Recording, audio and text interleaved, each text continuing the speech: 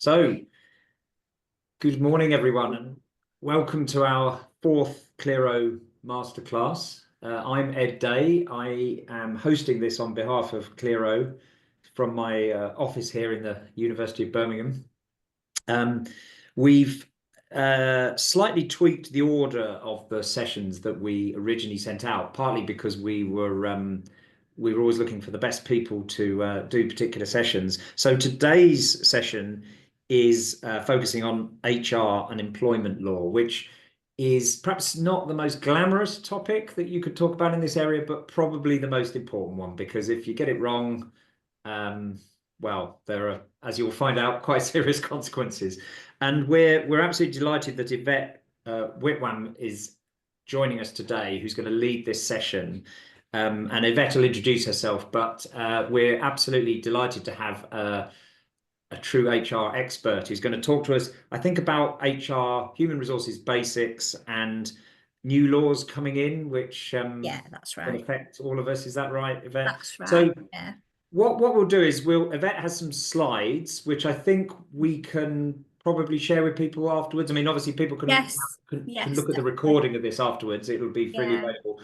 But I think the slides will be a useful checklist, will they, for Yeah, I've tried to set it up so that the slides double up as a little check sheet. So you'll notice some of them are blue, and that's kind of the checklist going through. Oh, right. Yes, Excellent. it's Right. themed.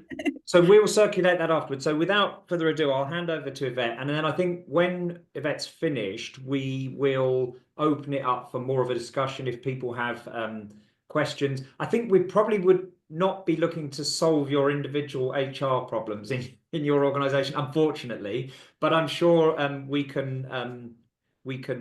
can point you towards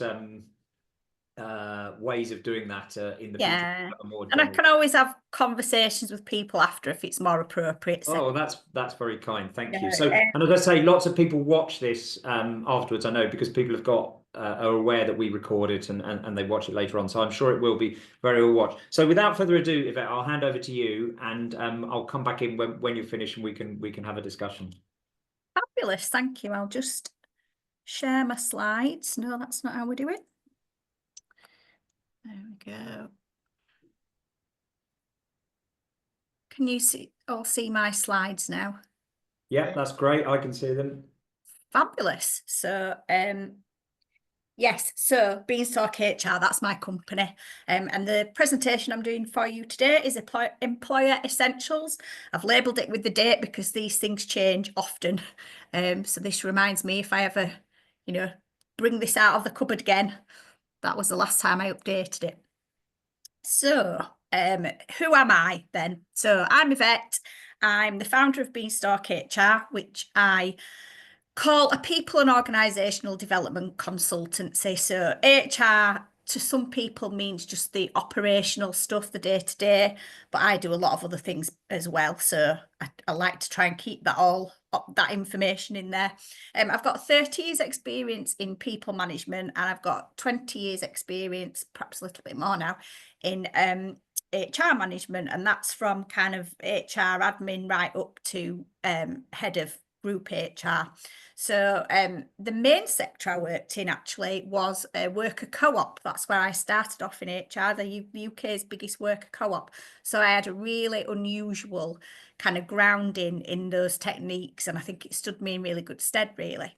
Since I've come out into the real world and done more corporate jobs, I've worked in industries like manufacturing, distribution, ecology, just a real wide range. And I think a lot of people expect HR people to be in a niche, and often we're not, because our skills are very transferable. So as a self-employed person, I work with quite a few charities, mainly the private sector, and the little bit odd public sector job I've done. But yeah, mainly private and charities. I am level 7 CIPD qualified. So if you don't know what that means, I am top level qualified in CIPD, which is the sort of overseeing body for HR qualifications. I I call myself a generalist because I've done most things, but I guess if I had a specialism, it would be organisational development, which is things like managing change and, leadership development and things. And then employee relations, I've got a lot of experience, and a lot of this came from being in a worker co-op of doing those, grittier jobs, disciplinaries, grievances, appeals, tribunals, etc. But I'm also very much focused on proactive employee relations. I'm a workplace mediator trained by ACAS, so I like to get involved before things go wrong. So that's me. Now, as I said, I've done this in two parts, and the first part is the essential. Hello? Sorry, I thought, can you hear me? Yeah, no, you're fine. Yeah, sorry, I Yeah, thought carry someone on. said I think something. it's just someone who isn't. So. Okay, sorry. Yeah, so I've done this presentation in two parts. The first part is this, what I'm calling an essentials checklist, which hopefully will be a useful tool for you, and I'll give you explanation around, all the things that are on there. And then the second part is the kind of preview, if you like, of new laws that are going to be coming in over the next X amount of years. So there's a lot of talk about these things. I think everybody needs to be prepared, but not worry yet.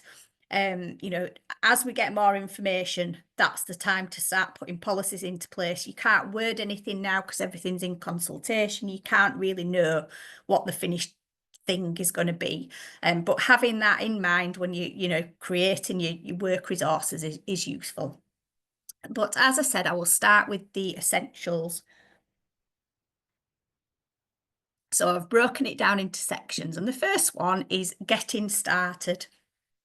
So on here it says, are you registered for PAYE with HMRC? So if you're going to employ, that's one of the very first things that you need to do is register as an employer with HMRC. You need to make sure that you're going to be providing your staff with pay slips, complying with pension auto enrolment regulations, and paying them the minimum wage, correct taxes and everything, which is usually the thing your accountant will do for you. You must have employers' liability insurance. You need to check that all employees and workers have the right to work in the UK, and I am going to go through that in quite a bit of detail. You need to make other appropriate pre-employment checks possibly. So you might need, if you're sending out offers and contracts, you might need to make that part of the deal that people, if they need a DBS or something, in case they don't pass that, and you need to then be able to dismiss. You need to have appropriate health and safety policies and procedures in place, and you need to comply with working time regulations. So a little bit more explanation then of what those things mean. So we've talked about the HMRC stuff.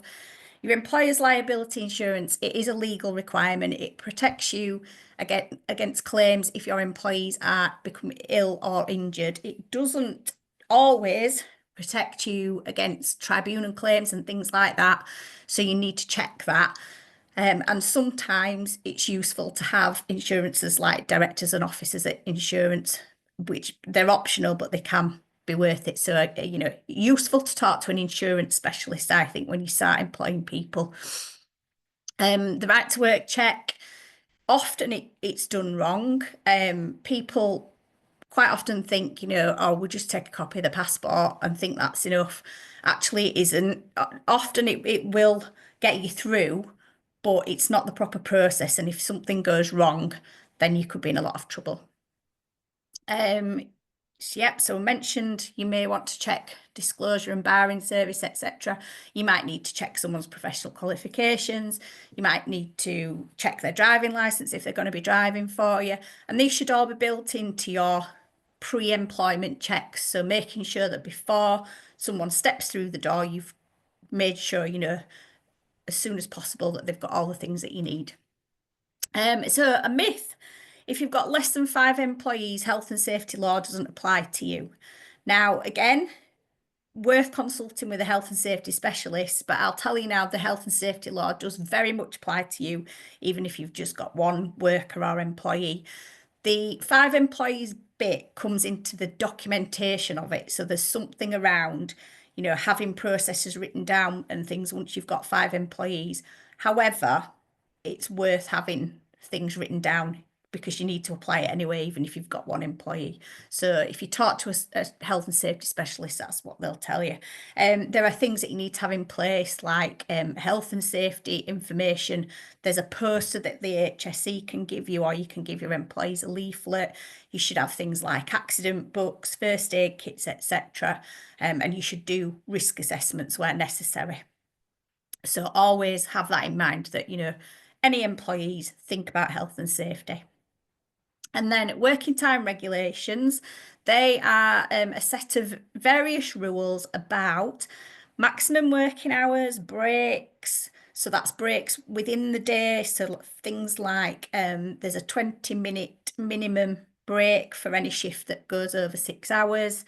There are set breaks off the top of my head. I'd have to Google it, but there are set breaks that people must have per week. And those are different as well if people are under 18. And then there's the 48-hour rule, which means that unless you opt out of that catchment, then your employer must make sure that you don't work more than 48 hours on average each week. So employers will often put a clause in the contract saying, we're opting you out of the 48-hour rule, and if you want to opt back in, write to us. So I'm going to go a little bit deeper now into the right to work checks because it is a really important issue and it's getting more sort of closely watched and lots more people are getting fined. So the fines have recently gone up for getting it wrong. So failing to do a right to work check or failing to do a proper right to work check. Now, failing to do it doesn't necessarily mean that the person hasn't got the right to work, but you could still face consequences, even if they've got a right to work, but you can't show that you've done the checks. So if you were knowingly employing someone that didn't have the right to work in the UK, you could be fined up to £60,000 per person. You could get 5 years in prison. You could be named and shamed by the Home Office. If you sponsored employees, you'd have your sponsorship license potentially revoked. And then the impact on that is the people that you're sponsoring have no job, can't stay. Your directors potentially could get disqualified. And then there's reputational damage as well. I looked in my local area because all these things are publicly available for you to see. And the kind of businesses in my area that are getting, fined and penalised, they're the smaller businesses like restaurants and kind of small shops and things that are, obviously falling foul of this because probably don't have the right information on how to do these checks. Or they're flying by the seat of the pants a bit. But I kind of think if it's a restaurant, for example, and they're shown to not be doing the checks, then what else does that say about what they're complying with? So what does it start to make you think about their food hygiene standards? And maybe that's just me, but I just think, if you're doing things properly, you should do everything properly. And having things like that on your record aren't great. So how do we do them then? There are some pitfalls. Not checking documents correctly is a big pitfall. Like I said before, just asking someone to send you a photocopy of their passport. Not keeping accurate records, which need to include the date of the check, and not doing those checks in a timely manner. So, waiting till someone started work with you, really they should be done before the person starts work. And then discriminating against applicants, I'll go through some reasons in a minute about why it could be discriminatory, the way you apply your checks, but you need to watch for that. I think a lot of the time people will be like, oh yeah, clearly English, fine. But then for other people, be more stringent. So you need to be really aware of that. Okay, so how to get it right then? Well, the government handily gives you a checklist, and I've kind of summarised it here. This website is where you will find the types of ID that you need to conduct a manual check. So for a British or Irish citizen, you can conduct a manual check, or you can use a private identity service provider.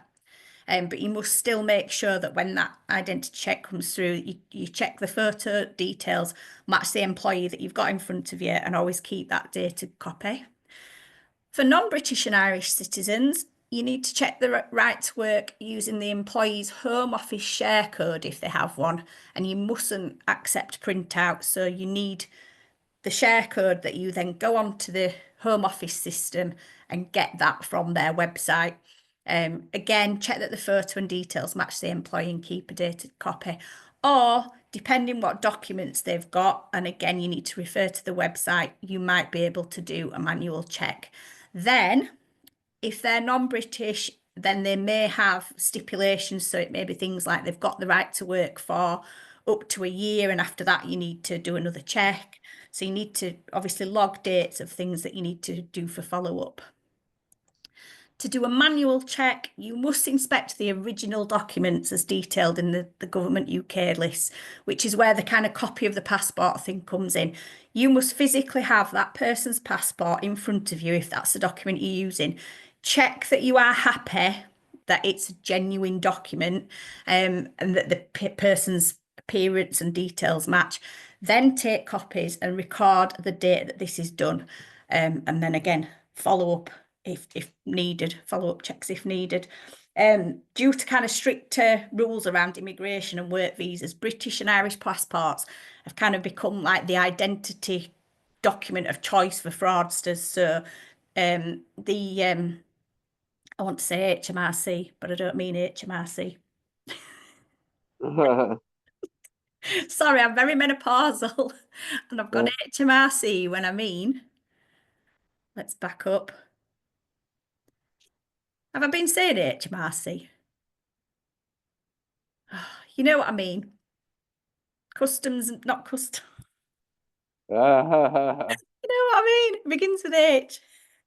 Right, we'll come back to that. But the governing body around that, they're doing, like I said, they're doing a lot more checks. They're investigating a lot more businesses. These are, just random checks a lot of the time, or if they get, a bit of a tip off. So it is really important. I just can't stress enough how important it is, because you don't want any of those consequences.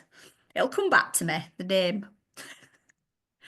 Right, so the next part of your employer essentials checklist. So you'll see I've done these blue pages for you to kind of go through and go, yeah, got that. So for all your employees and workers, whether they're permanent, fixed term, casual, 0 hours, etc., you need to have agreements or contracts in place. Similar for directors, you need director services agreements potentially. All types of workers really. So if you've got people like me that are independent, that are doing work for you, you ought to make sure that there is some sort of agreement in place. And this is all really to protect you around employment status, and then also obviously to set out their employment terms. Have a look at last time. If you've got a contract template, have a look at the last time that was updated, because things change often. There are certain things that need to go on to that contract, or we call it the main statement of terms, but people often refer to it as a contract. Things like holiday pay and sick pay and things, maternity, paternity, adoption, etc. Pension entitlements, obviously salary, but any benefits as well. And training entitlements need to go on there as well. Now, that's one of the newer things that's come on. Notice periods, and then obviously the details of you and the employee. And a random one is whether you require them to work abroad. So all those things need to go on that main statement of terms. Then there are other policies. Well, I would call them policies, but basically the law is that you need to then refer your employees to other documents that set out things like sick pay and procedures, all your paid leave entitlements. So you wouldn't normally put all the detail in the contract, but you'd then refer to things like, for example, disciplinary and grievance policies. You must have them. It's a legal requirement if you've got employees, but you wouldn't usually set all those out in your contract document, would you? You would normally have that as a separate document and have a handbook, perhaps. So April 2020 was the last time that kind of significant changes were made to the Employment Rights Act that affect that contract document that you need to be giving out. So lots of different types of worker and contract, and we will go into that in a little bit later when we talk about new laws that are coming up. But yeah, it's really important to get clarity on the status of your employees/workers. So on that, I'm just going to talk a little bit about volunteers then, because I am, aware that some of you will have volunteers or be thinking of using volunteers. And I find practically working with companies with volunteers, there are a lot of things that you might not immediately think of that can become not always a problem, but can be certainly challenging. I've worked with a few organisations, particularly where the volunteers are at a board level. So when you've got trustees and things, where quite often relationships can break down between teams that are employed and teams that are volunteers, and where those boundaries lie and things. It's always very interesting to work with kind of boards where they're, having these kind of working out where their lines are, if you like. So things you do need to consider, even if you've got no employees and you've got a whole volunteer workforce, you still need to do the health and safety stuff. Your volunteers are covered by the Health and Safety at Work Act. Similarly, if you've got any need for safeguarding for your volunteers, either both ways, your volunteers might need to be safeguarded, or you might need to do safeguarding checks on them. You'll need insurance. It's usually covered, I think, under your public liability insurance for volunteers.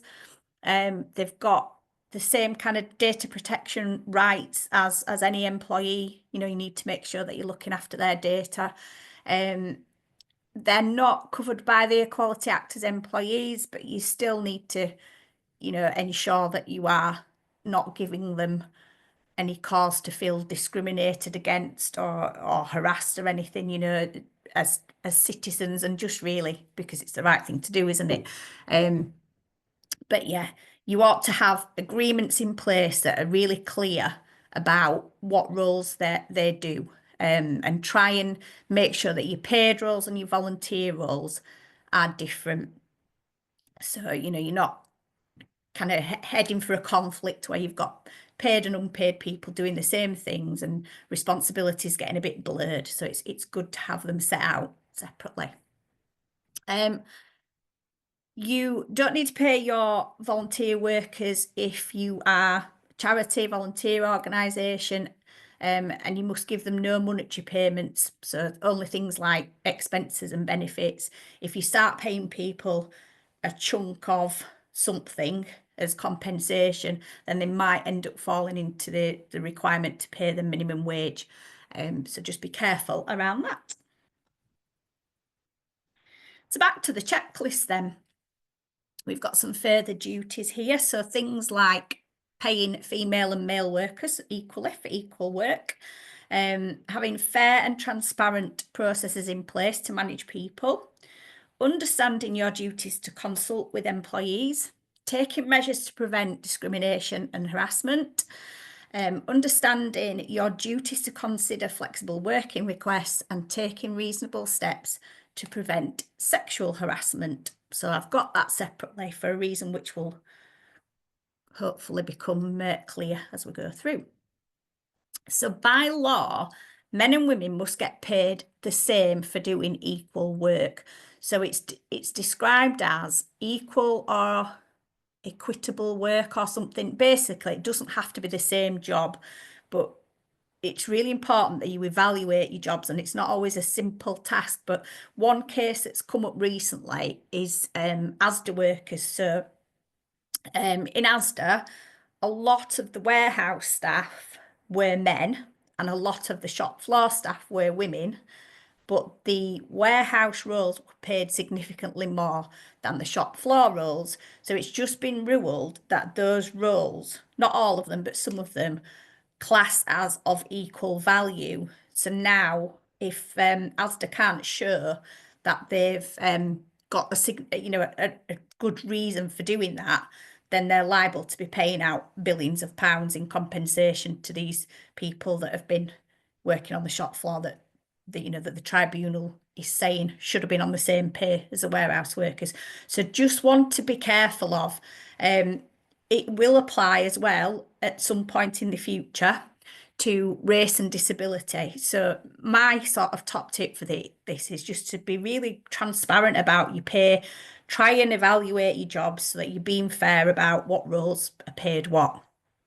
Then we'll get on to unfair dismissal. So currently unfair dismissal, people can claim it if they're dismissed and they've got more than 2 years service.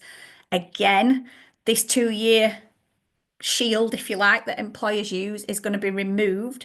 So it's really important to have transparent processes in place and follow them. So have a disciplinary process, have a capability process, and make sure you follow them. Because if you've not gone step by step and then you just decide it's gone too far and you need to dismiss someone, you are putting your business, your organisation at risk. And then there are a number of areas where you Sorry, thought someone was asking something. A number of areas where you must legally consult with employees. So health and safety is one of them.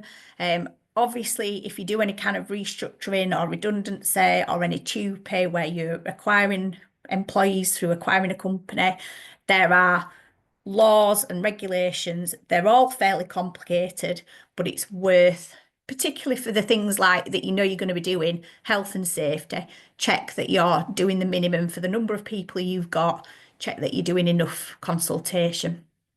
Often things like having a health and safety committee cover it, so just worth a look. And besides which, involvement with employees, involvement, consultation, getting their ideas, it's always a good thing anyway, usually a good thing. The Equality Act places a number of duties on employers to ensure that employees aren't discriminated against, harassed or victimised. The protection comes into force pre-employment and tribunal awards are uncapped. So this applies to people who maybe apply for your roles. It could be that they find it inaccessible, the application process, they might feel that they've been discriminated against in your selection process. So people are entitled to make claims, even if they've never worked for you, after they've worked for you. So yeah, it's important to understand those duties and to make sure that all your employees understand those duties as well. Flexible working, employees can now request flexible working from day one, and you must handle all their requests reasonably. So I always find it's good to have a process in your handbook that explains how you will do that. It doesn't mean that you must agree to those requests, but there are a kind of 8-point set of reasons that you can give currently for denying flexible working.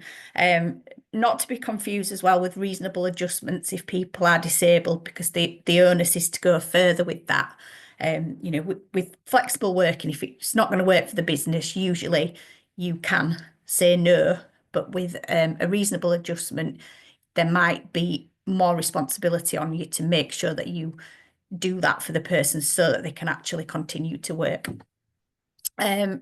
So the flexible working law is one of these that is set to change, and it's going to become, and again, this is one of the things that's in consultation and it's hard to really pin down what the wording is going to be. But at the minute, the government are saying that it's going to become default from day one, unless it's not reasonably feasible or something is the phrase. So I think what employers should be doing now is preparing themselves for that, looking at all their roles and thinking about where they could offer flexibility and where they definitely can't, so that if people, if it gets to a point where people can walk into a job and say, okay, I'm going to do it here, I'm going to do it on these hours, then you're ready to be able to say, yes, that works for us, or that doesn't work for us. So this is the reason that I'm giving you to formally say no. So we come on to reasonable. Being fair and reasonable. A lot of employment law and practice is worded around what's reasonable and what's fair. What you might feel is reasonable and fair when you're dealing with someone who you've, supported and invested in, etc., might be very different to the eyes of the law. And it's the eyes of the law, it's the tribunals that count when it comes to, potentially ruining your reputation by having a judgment against you or having to pay out loads of money. I mean, just on it from an ethical standpoint, you'll have your own kind of ideas about what's reasonable and fair. But as well as that element, you need to make sure that you are complying really with the rules of the law. So there are lots of different places where you can find information about that. Now, ACAS, which hopefully you'll all heard of, but they supply free impartial advice for employers and employees. They get involved in dispute resolution sometimes, particularly if someone puts an employment claim in, they will get involved at that point and try and get you to come to an agreement before the claim goes to a tribunal. They write codes of practice. So things like disciplinary and grievance procedures are covered, disclosure of information to trade unions, time off for trade union duties, settlement agreements, and requests for flexible working. So they set out step by step how they would expect you to carry out a disciplinary process, for example.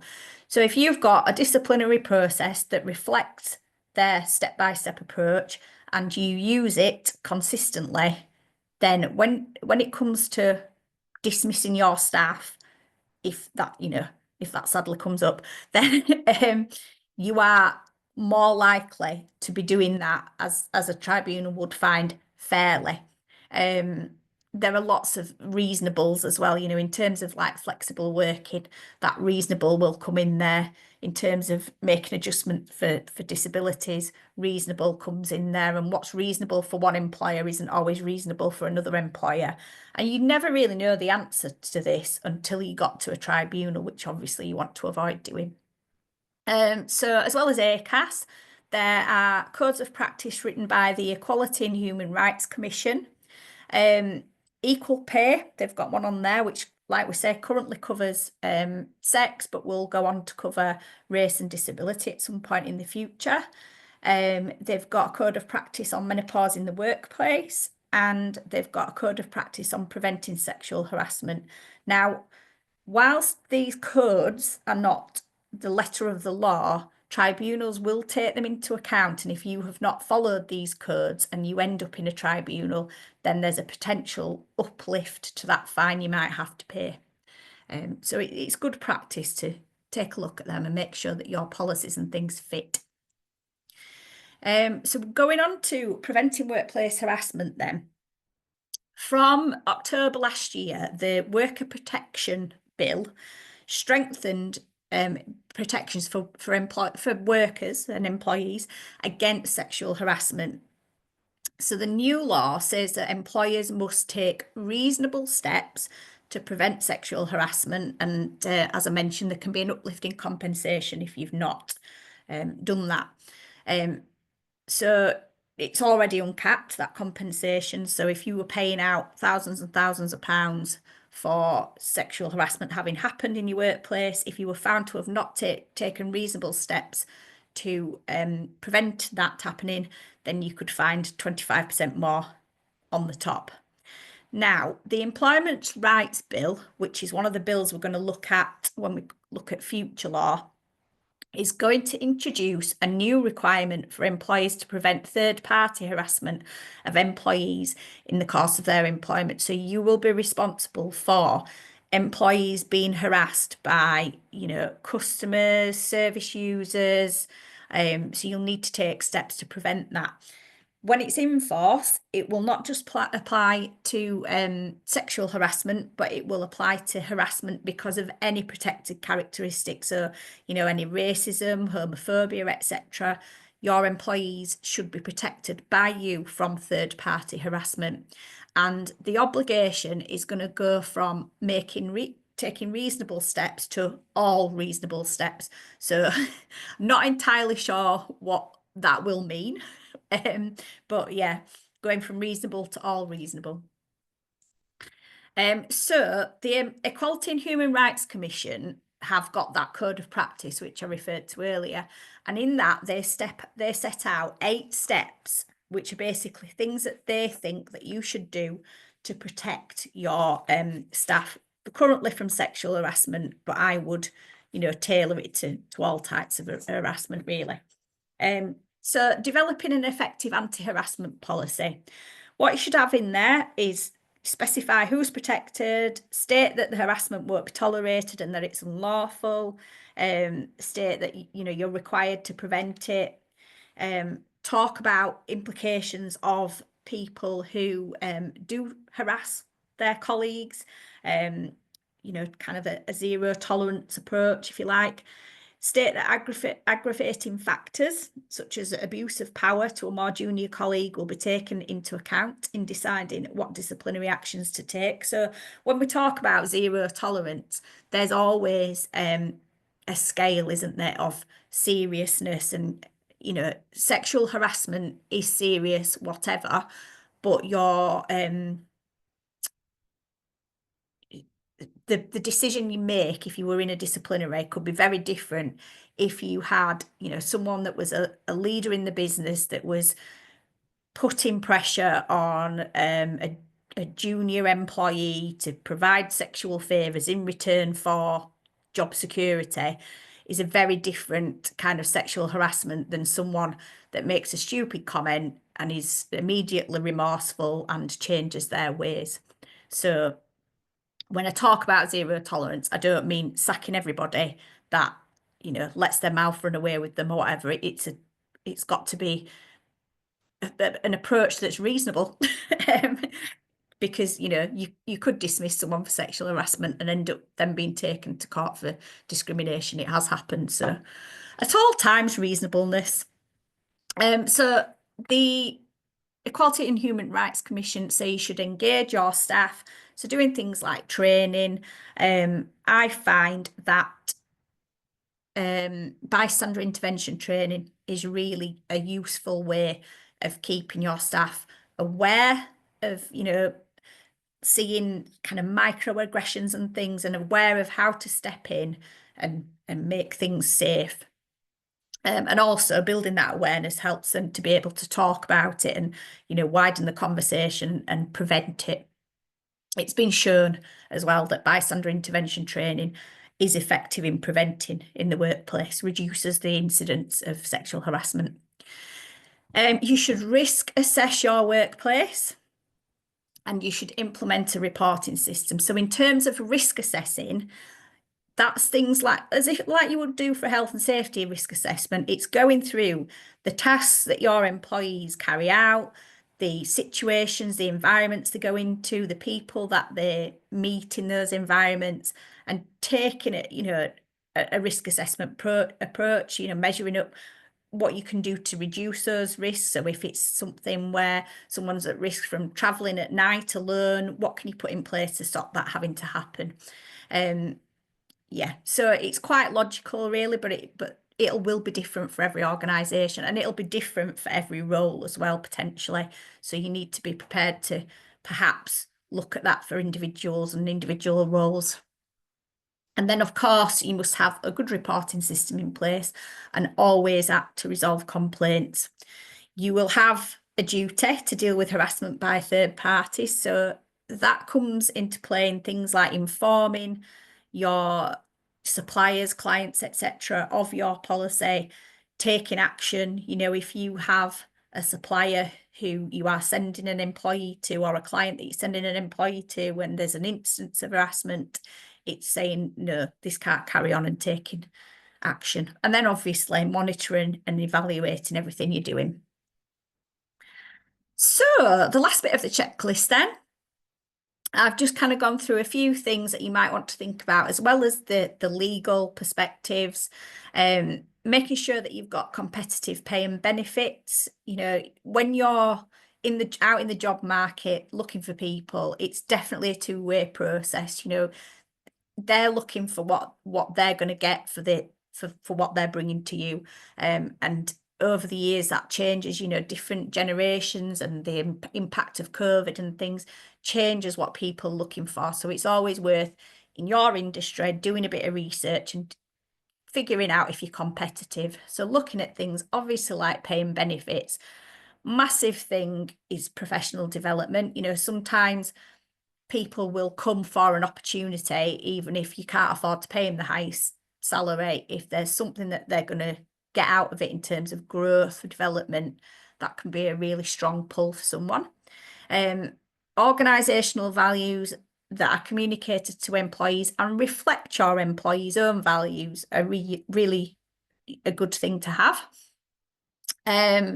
People managers having appropriate people management capabilities. You know, you hear the saying, people don't leave their jobs, they leave their bad managers.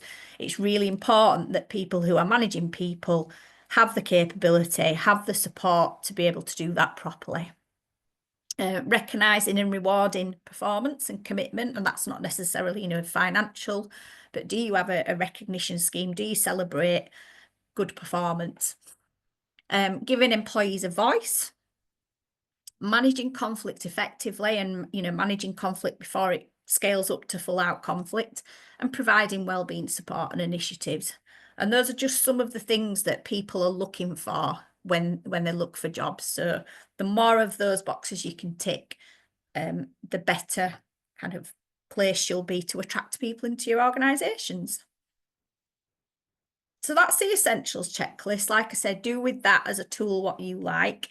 I am always happy to chat to people, give you a more thorough kind of audit, if you like. If you get in touch, I'll do that. It's completely without obligation, but I can go through your policies and things with you and, you know, let you know what's missing if anything is. So we're now going to go on to Labour's New Deal for work and all the changes that are mooted to be coming in. And I'm just going to have a sip of water before I start.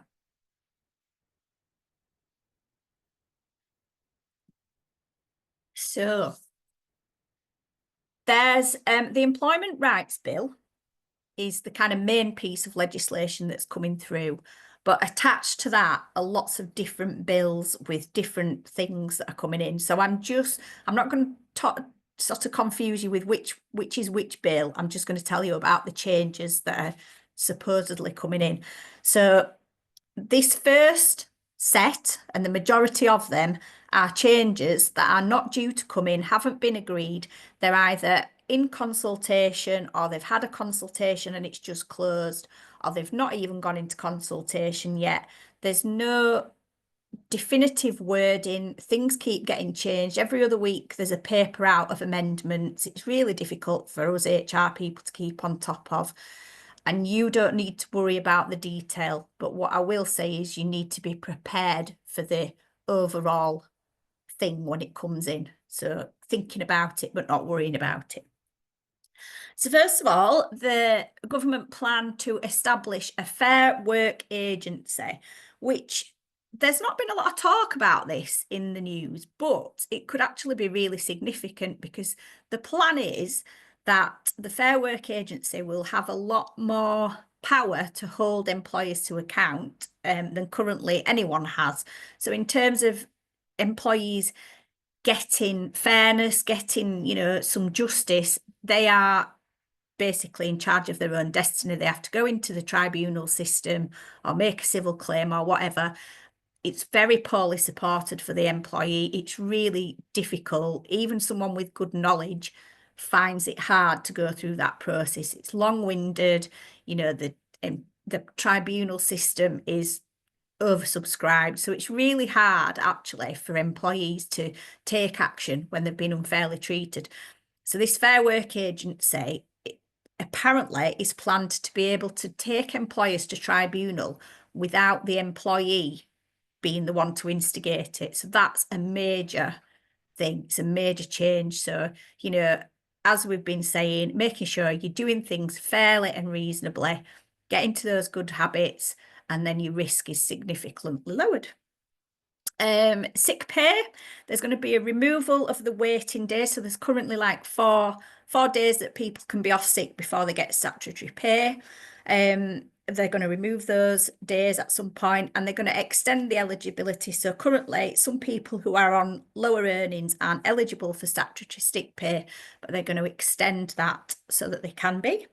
Unfair dismissal, as we've already spoken about, they're going to remove the current 2-year service threshold, and there's talk of bringing a statutory probation period in instead, which again, we don't have the details, but it's expected to be around 9 months. I've mentioned already flexible working, that they're going to make it a default right from day one, unless it's not reasonably feasible. 0 hours contracts. Now, employers are going to be required to offer guaranteed hours to 0 hours workers after the end of a reference period, which will probably 12 weeks. And those guaranteed hours need to be based on the average that that person's done. So if you employ someone on a 0 hour contract and every week they're doing 25 hours, you'll be required to offer them guaranteed 25 hours. Now, it's not clear if this will have to come from the employee asking for it, because for a lot of people, 0 hours contracts suit the employee and they don't want to be committed to, you know, a certain amount of hours. And strictly speaking, if they're workers and not employees, they will still have the opportunity to turn down those hours. But it will be, I imagine, a lot more tricky, because if as an employer, you're guaranteeing hours and then someone's just not turning up and doing them, it's not going to create a great relationship. So how that will go, I'm not sure. And again, as I say, more detail needed. But they have just put a recent amendment in to say that this will cover agency workers as well. And then we get to a piece of legislation that I think could upend all of that, which is the move towards a single worker status. And I'm going to go into a little bit more detail about that. Third-party harassment, I've already talked about. Employers will be required to not permit unlawful harassment of their staff by third parties, such as customers, are required to prevent it. Sexual harassment, we're going from making reasonable steps to taking all reasonable steps. Again, no idea what that will mean. Presumably the Equality and Human Rights Commission will update their guidance. But yeah, how that will be judged is anyone's guess. Equality action plans, so that there are going to be mandatory plans that must be published by employers that have 250 or more employees, which explain how the organisation addresses inequalities and help their staff through randomly menopause. But it is important because, you know, women have been leaving the workforce in droves of recent years, and that's one of the things that's kind of prompted the government to stick that bit in. But around ethnicity and disability in particular, again, employers with 250 employees will need to produce pay gap reporting. Again, lots of consultation on that, how it's done in terms of, you know, collecting that information, all to be seen. Now, you might think, well, I'm a small employer, that won't apply to me.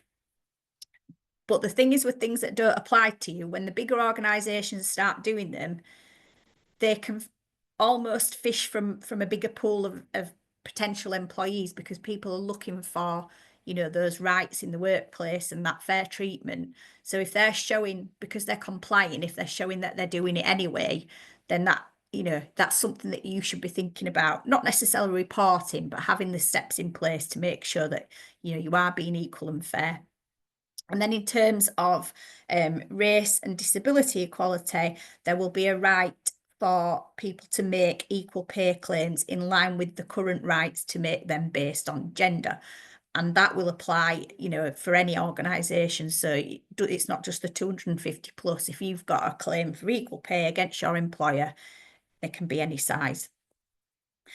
Then we get on to maternity and family leave returners. It will be made unlawful to dismiss pregnant women and mothers on maternity leave or within 6 months of returning. And that will be expanded to people who are taking adoptive leave, shared parental leave, and neonatal care leave. Now, neonatal care leave, I will talk to you in a moment, but that's about to come in a few days' time. And there's also a proposal to make parental leave a day one right. So currently there's a threshold of, I think it's 26 weeks before someone can take parental leave. Similarly with paternity leave, making that a day one right, and then paid carers leave. So recently, carers unpaid leave was brought in. So I think that was October last year, and the government are talking about making that a paid entitlement.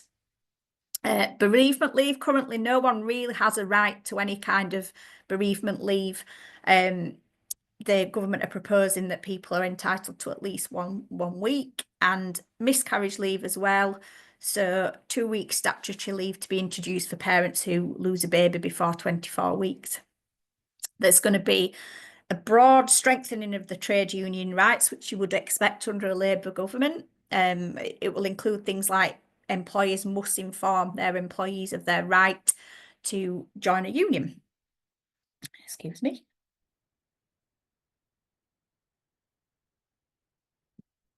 In terms of fire and rehire, where employees are fired because they've refused to agree a contract change, the dismissal will be automatically unfair unless the employer demonstrates the changes in terms were unavoidable. So that would usually be a financial thing, I guess.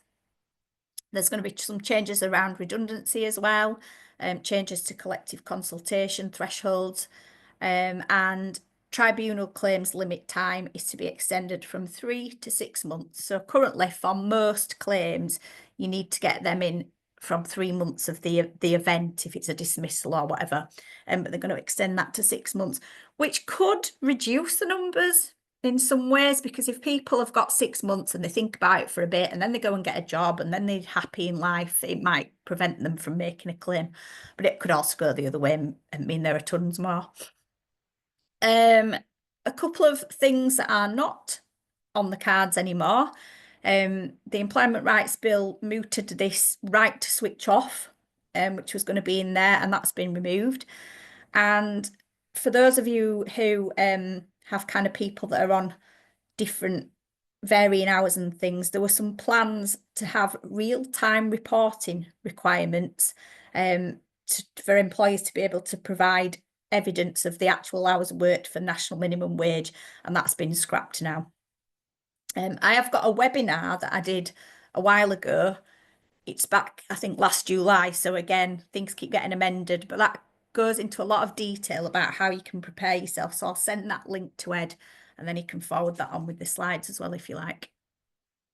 So some of the changes that have got confirmed dates, like I said, from April, employees will have a day one right to up to 12 weeks of neonatal care leave, where they and their child fit the relevant criteria. So this is, you know, if you had a premature baby and it was taken straight into hospital and had to receive care for quite a while, both or all parents are entitled to leave of up to 12 weeks. And it obviously it depends on how long the baby's in the neonatal unit. And that's if the person reaches the criteria for statutory pay, they get paid it as well. So that's quite massive, really. It's kind of paid in 2 tiers. So for the parent that's probably usually, you know, the mother on maternity leave, or if it's shared parental leave, the parent that's already on parental leave, then they can take that neonatal leave at the end of that process. So, I mean, I think it's a great thing because people that have babies that are poorly, you know, they tend to end up having to go back to work whilst they're still very little, and yeah, not nice. So this just takes that stress off the parents. There's an EU pay transparency that comes into force in June next year. Again, obviously we're not in the EU anymore, so we don't have to comply with it. But what I would say is, particularly, you know, if you're competing with companies that are not just UK based, you will find more and more companies are going down this route of being transparent about pay. So the rules are things like providing candidates with a starting salary or range prior to the interview stage. I would always advise to do this anyway. It saves everyone a lot of time and hassle, helps with your equal pay transparency. You know, just why would you not give that detail? I don't know. And also people in Europe will be banned from asking candidates about their current or previous salaries. because that's been shown to create pay disparity, because you kind of, you exacerbate that pay disparity. If someone comes in from an organisation where they've been underpaid, they tell you what it was, and then you continue to underpay, so it carries on. So yeah, things like that will hit the UK, whether they're brought into law or not. It's all part of that competitive process, isn't it? So what's behind the changes? So Labour, well, and the Conservatives before them have put a lot of research into what things we need to do to boost the economy, because that's what they're concerned with essentially, isn't it? So they've found, workers' voice, job security, things like that boost the economy. Increasing employees' ability to change jobs apparently boosts the economy. So if we've got that, a lot of people stay in jobs currently till they get their 2 years, will no longer need to. And then, various reasons why these changes have been brought in. But I would say some of them might be quite scary. A lot of them will be very challenging. But in my experience, businesses benefit from doing those things that are the right thing to do anyway, being inclusive, supporting well-being, involving your employees, and ensuring that people have got job security. So I'm all for it. So just look at the time. Oh, we'll just go slightly over. Is that okay? Oh, you go on for as long as you need All to. right, thank you. That's It's fine. dead on 11 now, and I've just No, got that's perfect. more You bits. keep going. You keep going. I'll have a drink.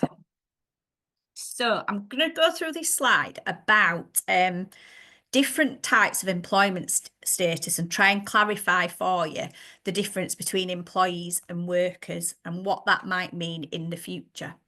So currently, anyone who's employed, properly employed and named an employee, provides a personal service where the employer controls the work and both parties are mutually obliged. And that's the important defining factor, that the parties are mutually obliged. So you as an employer must provide work and the employee must carry out that work. So currently, employees have all the statutory employment rights, and they're subject to qualifying periods, things like the right not to be unfairly dismissed after 2 years. Those are things that workers don't have. Yeah, workers have some employee rights. For example, national minimum wage they're entitled to, paid holidays, and then things like, and I used to really find this hard to get my head around, workers aren't entitled to things like maternity, paternity leave, but they are entitled to the pay. So the only explanation I've ever managed to come up with that's quite simple is that workers don't have to work, so they can take the leave without needing that right, if you like. Does that make sense? That, you don't need an allowance of however many months for maternity leave if you've not got an obligation to be at work anyway. But you may qualify for the pay depending on how long you've been with the employer. So it's really tricky around employees and workers to know, what rights they do have. But workers, the difference between a worker and an employee is essentially, although the worker still provides a personal service under the control of the employer and they can't replace themselves. They can't say, I'm sending so-and-so in today. But what they can do is turn down work. And what the employer doesn't have to do is offer any work. So the change that the government are talking about with 0 hours contracts would affect that and kind of skew the relationship a bit. The employer would have to guarantee a certain amount of hours if they were worked regularly, but still, presumably, the worker could say no and they would retain that worker status. But then, at some point in the distant future, the government are also talking about one status for workers and employees, so just calling everybody here a worker. Now, that will mean that workers will move up, presumably, and get all these rights that employees have. So again, it's one that you really need to be prepared for on the horizon. There's no guarantee that it'll happen. There's no kind of date yet that set for it to happen. I think it's still, I'm not even sure if the consultation's been opened on it actually, but it's a long way away, but it's worth thinking about if you've got a mix of employees and workers. And then you've got at the bottom, us lowly contractors. So people who aren't workers or employees, if they do work for you, they should be on a contract for services that states that you are the client and, you know, they invoice you, etc. They have control over the work. They control if and when, where they work. And importantly, they've got the right of substitution. Now, in terms of employment rights, it's not often, you often get the workers claiming to be employees, or you will get people that are not genuine contractors like the Uber drivers who will go and claim to be workers.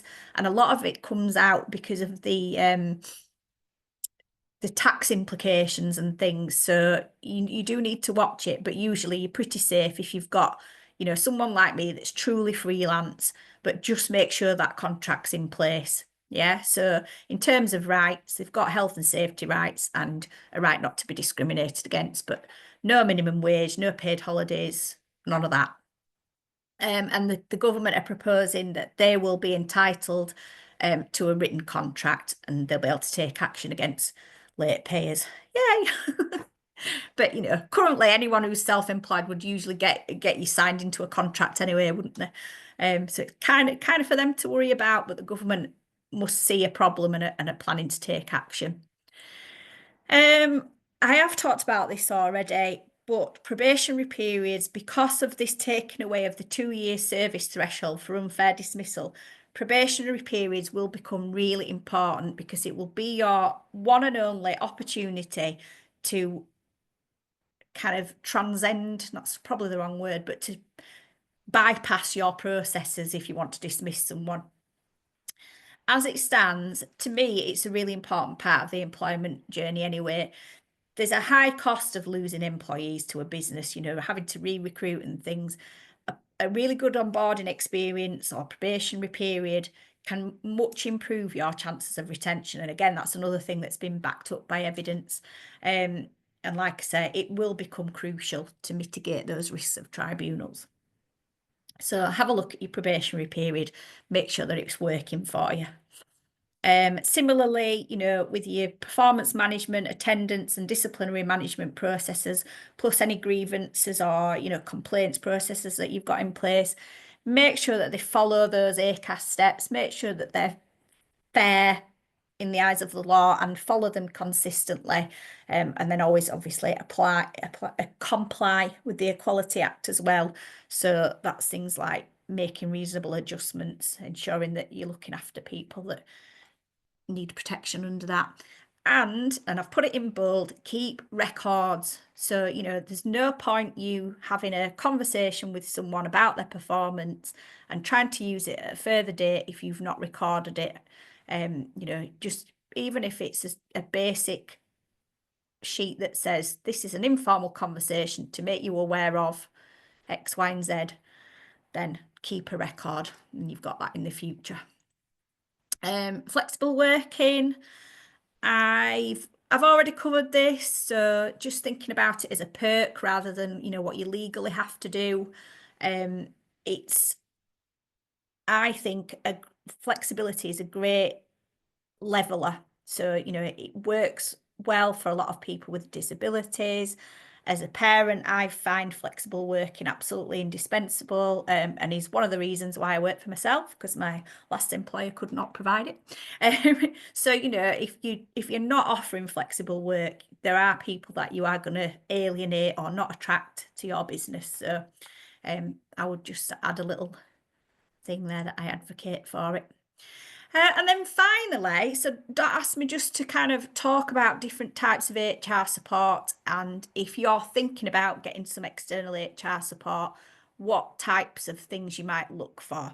Now, I'm going to say, obviously, I'm biased because I am the independent HR specialist. And there's basically 2 types of external support you can get. And that's the larger national firms or the independents like myself. So with the larger national firms, You will have like a 24/7 helpline. You will be able to ring up at any point for advice. And you will have like big banks of template documents that you can use. And also, crucially, they'll probably have a legal team. All the big ones have a legal team. They might offer supplementary services such as, an HR platform, like an employee database and things like that you can use. They often combine things like health and safety, payroll, employee assistance programs. They might also be able to sell you tribunal insurance. They're very, in my experience, and I have used them as an HR person in businesses that have had this service offered to them. They're very operational focused and compliance focused. Often you don't speak to the same person, but that doesn't necessarily matter. And they're there rather than to actually sit and do it with you. They're there to advise you, and then you go away and do the thing. Because they've got legal teams, because they're providing legal insurance, they're often very, very risk averse. So they will tell you that this is the letter of the law and you must do this. They are usually, and I have done my research, they're usually around £140 a month for even one employee. And you're usually tied into a 5-year contract as well with that. Plus, people have told me that they can be quite uninforming about when your renewal date comes up, if that's the right word. So you need to watch out. If you do sign up for something, make sure that you are aware of when the renewal date comes up in case you don't want to renew. Not suggesting that you won't want to renew, but independent HR specialists. So for me, I'm the one I've got most experience of, I do not promise HR advice 24/7 because I like my sleep and I've got places to be and things to do. And currently, in terms of staff, HR staff, it's just me. Hopefully that will expand in years to come. But what I promise my customers is a service level. I will get back to you within 24 hours if you've called me or left me an email. And I am flexible anyway, and most consultants will be, but that's a conversation for you to have with them to find out, what level of service you'll get. Usually the policies, letters, contracts, etc. that you're getting through an independent specialist will be bespoke to you. They'll be written for you rather than you kind of downloading something and filling in the blanks. They might not have a legally qualified member of staff. I don't, but that can be useful. So I'm not obliged to provide anyone with an insistence that they follow the letter of the law. So whilst I'm insured for my advice that I give, I don't have that. If I was selling people tribunal insurance, I would have to be advising them on the very sort of most risk averse way. So I would be saying, you can't take that step, you can't do this, you can't do that. And that cover would inhibit the type of advice that I can give, which is more pragmatic. So I will tell you the risks if you're in a situation where, this employee could have a claim in the future. I'll tell you the risks, what kind of claim they might have, what you can do to mitigate it. We'll talk through the different options and you will make that choice about, how risky you want to be in terms of balancing the needs of the business. Also with independent HR specialists, there can be much more of a strategic, proactive, role there. So we can help with your strategic planning, we can do training, we can do, leadership, and we'll all have different specialisms. So that's the thing. What you're looking for, you need to talk to that individual about. I've got my particular specialism is working with teams to get over conflict and putting together culture programs and things, but I do all the day-to-day stuff as well. Because I'm a highly experienced professional, I continue to grow that knowledge daily. I am always researching something. A lot of my time spent in work is on my development and on the business's development, whereas the advisors that you're getting in a national firm will not have that same opportunity to be expanding. The service can be tailored to you, to whatever you need. We can be as hands-on as you like, and that for you, a decision in that might be geography. So if you want someone that's going to be able to be in your organisation regularly, then you might want to choose someone who's local. I have a lot of local customers, but I also have people who I've never met and just want me to, come on Teams meetings and things. But it's all down to your needs, really. For me, a selling point for me is I think as a small business, I can understand small business challenges. And again, it's about that being pragmatic. And there's a flexibility in terms of payment packages, services that can be offered. And, I'm proud to have a package that I offer to really tiny businesses that I think is unbeatable on price. But then I also work with big organisations who pay me quite a lot of money, but I can tailor that to their needs and my needs. So that's it really for me, I think. Shall I unshare now? Yes, why don't you do that, I'll Yvette? Thank unshare. you. You're getting these slides anyway, so there's my contact details on here that you will get. What's he doing? There you go. Excellent. So Well, as I say, thank you so much for that. I mean, there's so much very information welcome. there, and There is a lot. I know there's a lot. but that's invaluable. And as I say, we will make the slides available to everyone, and will be a recording so you can watch this back. People were asking, some people were asking questions in the chat during that, and we could just see if we could pick up those now. Oh yes. Kat, you had a couple. Do you want to come in and ask them? Yeah, so I need to find them because I was just like thinking of them as I was going. So Well, one was about flexible working and yeah, whether so I just put here, does flexible working relate only to like working hours, or does it cover a wider spectrum of like responsibilities, etc.? Because that was kind of like unclear for me. Yeah, a wide spectrum. So it can be things like home working or hybrid working. It can be around your hours that you're doing. Potentially it could be around responsibilities, but I'd probably stay away from that unless it was as a reasonable adjustment because you want, someone to be doing the job that's set out, don't you? Yeah, just trying to think. There's loads of different examples of things that are flexible, job share, things like that. But people currently have the right to ask from day one. But I think you don't want someone coming in on day one and asking, do you? You want to have that conversation. And I don't know if I made that clear, but for me, I'd be having that conversation at the recruitment stage, saying these are the kinds of flexibility we can offer and finding out what flexible working they need, if they need any. I think it's great, to be honest. It's Yeah. brilliant legislation, isn't it? I think so. And, I've had experience, obviously, of it not being kind of allowed, not being granted, and it's really messed up my work-life balance, and that's what's driven me to become self-employed, one of the reasons in the end. So I think people do lose people from their businesses. Since COVID, everyone's a lot more savvy about what they can do and what opportunities there are out there. So And Kat, you had another question. So this applied to like the legislation. So how do you keep on top of it? Like what can we do as like administrators or HR people if we don't have like let's say HR department?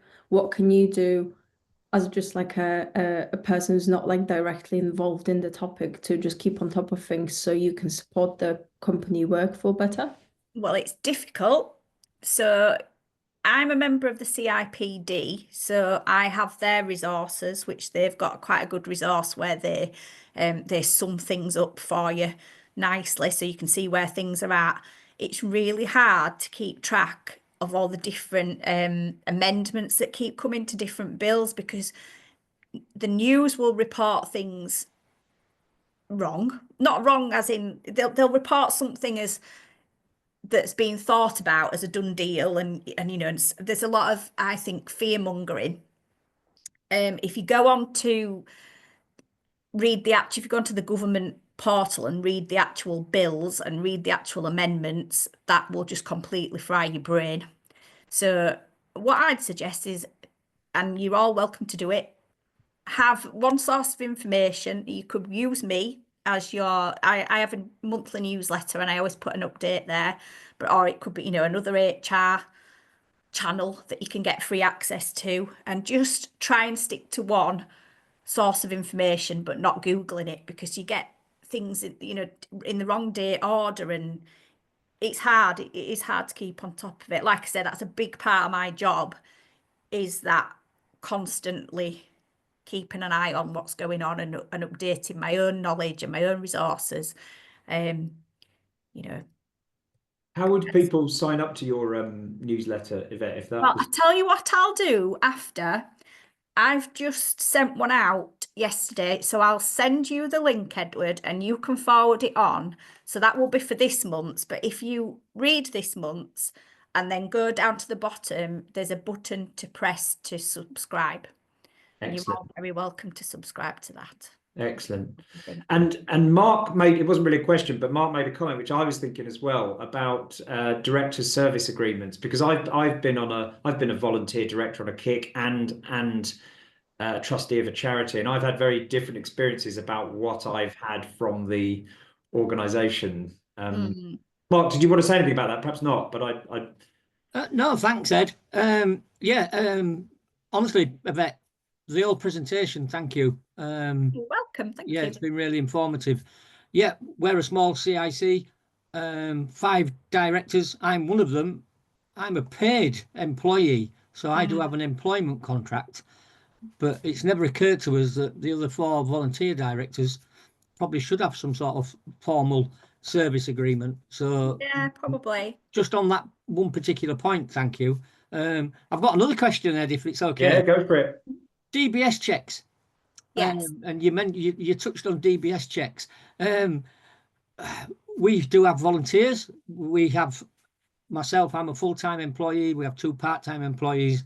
And as we're sort of developing, we're now into this world of, it's expected that you carry out DBS checks on volunteers. For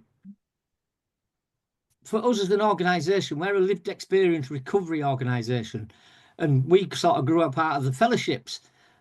And the fellowships don't ask those sort of questions, and more importantly, are not interested in people's histories and people's backgrounds. It's what they are today. Yeah. But I can see that there's potentially legal implications, and do you want me to expand a bit on DBS and things? Because I think it is important, and it will be important for a lot of you, I imagine.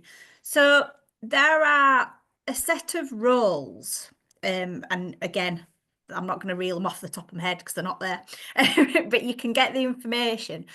There are a set of roles where you must have certain levels of DBS check. And then for any other, I think you can't actually ask for one. So there are some organisations that will ask for them when they shouldn't, and I've worked in them, and I've said those roles you shouldn't be asking for, but they still want to. I don't know why, but if you're doing that, you've got to be very careful, because you've then got the Rehabilitation of Offenders Act that protects offenders that have done something perhaps minor or unrelated, or if they're going into a job where they're not going to be at a risk to anyone because they're not working with vulnerable people or close up with people. So you do need to be really careful. But if your roles are covered by the legislation in terms of they are roles that you need a DBS for, then absolutely you ought to be doing it. But it's a check-in and finding out process, I think. I think that's the point I'm trying to emphasize a bit. Yeah. None of the roles we have are covered. There's no legal requirement for our volunteers or our staff. We are not in that world. But the organisations who we sort of partner with, and some of them who fund us, they're asking for it. I don't think they understand themselves. It's like it's just developed into this thing. Oh, well, are all your volunteers DBS checked? Yeah. Whereas my own view is it's sort of grown into an industry itself, and there's all these third-party checking organisations out there making a very nice living. And now that seems to be developing into this identity checking services. Yeah. You know, Yeah, they're just out to make a fee. They're out to make money. Mm-hmm. So yeah, I appreciate your insight into that and your experience.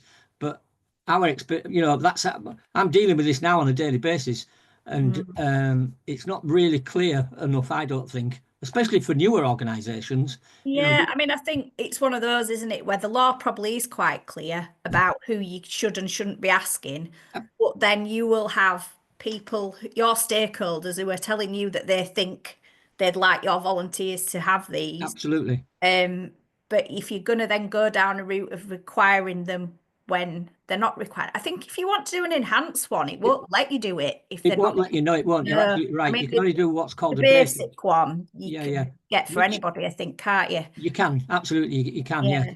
Yeah. But for an organisation, especially a micro organisation like us, there still is an admin fee involved. You know, they say that DBS checks for volunteers are free, but all Yeah, these I pay for the organisations, volunteer, but are charging, like, I think I did 2 last week, and it was £21.50 each, and then you add the VAT on it, and before you know it, it's I was going to say it's about it's £30. 37 quid. It's 37 quid a time. We have never, and we would not actually look at anybody's DBS check. Right. Now, people might think that's a bit naive on our part, but I come back to what I just said. It's where that person is today and where they are as a Well, volunteer and it's and what you an can do with it as employee. well, isn't it? You know, if they've got something that's spent and isn't relevant, or even if it's just not relevant to the job, you're in a position of knowing something that you'd wish you didn't know because you can't do anything about it anyway without, Yeah, yeah, without yeah, being unlawful towards the employee. So yeah. I do get that. Yeah, thank you, Yvette. Much appreciated. That's all right. And that sort of felt that it tied in, Yvette, with your last slide about choosing HR advice, because I think this is exactly the world that LEROs are in, is that there is the letter of the law and the lowest common denominator on zero risk back covering. Yes. Which is fine, and I understand that, but there's also the real world that you work in, and this is the part of the real world where it's not as clear cut as that, and so perhaps that's a really important point about the types of advice that you can get. That there's advice that will be zero risk, but there's also advice that's trying to be tailored and realistic to your world. Yeah, and I'm not saying that you don't get any of that from No, of course not. No, clients, no. But there's more obligation on them, and I think less the staff. If you can imagine, they're not going to employ thousands of people with my level of experience and skills because it would cost them a fortune. So whilst I'm sure the staff are very competent, they've just, and they'll be qualified, they'll be CIPD qualified, but they just may not have that level of experience to understand the nuances and but again, that's me being biased. So we're coming to the end of our hour and a half, and I just wanted to check that no one had a burning question or issue that they wanted to raise. Now I'm just looking. Kat's given you some useful advice in the chat, Mark. So hopefully that's been worth coming just for that. So if not, I'm gonna wrap things up by saying an enormous thank you to Yvette for her. I mean, what an incredibly detailed presentation, and so useful, so much material there that people can go back and look over, and also that link to a further contact for further discussion should individual organizations have particular issues. And I think this is I think the Clero and the LERO world relies on the equivalent within the professional services role. So individual HR providers with a wealth of expertise that can be tailored to your particular situation are absolutely invaluable in this world. And I'm really grateful to Yvette for doing this for us. And could I ask a quick question? Of course you can, John. Yeah. Yeah. Okay. Yeah. So like a common thread that was going through that, which is quite subjective, was being reasonable and fair. Yes. But you have like a dynamic where you've got paid employees, but you have volunteers, but the Yeah. volunteers aren't covered by the equality laws.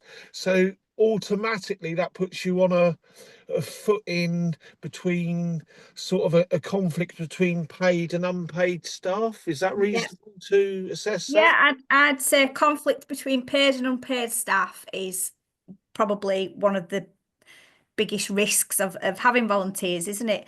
When I say not covered by the Equality Act, we're all covered by the Equality Act That's what I in thought. various walks of life, but as employees. So they couldn't take a claim to an employment tribunal, but they could always bring a civil claim. Right, so They are that's protected, yeah, but oh, so that's the not as difference. employees, yeah.